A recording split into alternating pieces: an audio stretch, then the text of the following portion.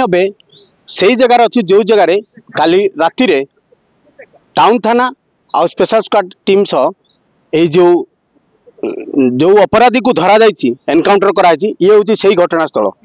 जो घटनास्थल रे अपराधी जनक बाइक रे तार अनुगुल सारा जो लुचि छपी बुलिया कथा बुलूला कहीं 2 दिन तले तालचेर जो एनकाउंटर होते ये एमती डर भय बढ़ जाइए जहाँफल अनुगुल जो मैंने विभिन्न क्राइम रे लिप्त थे से मैंने लुचि छपी बुलूँ जहाँ जना पड़ी विश्व सूत्र खबर मिलला जे काली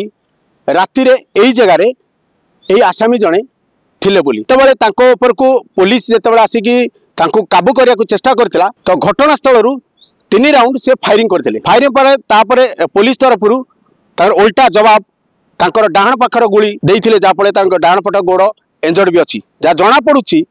ये मानक ना रे विभिन्न थाना अभियोग अच्छी अनुगुल डिस्ट्रिक्ट रे ये मोस्ट वांटेड कहले चले कहीं दिन को दिन अनुगुल टाउन थाना सह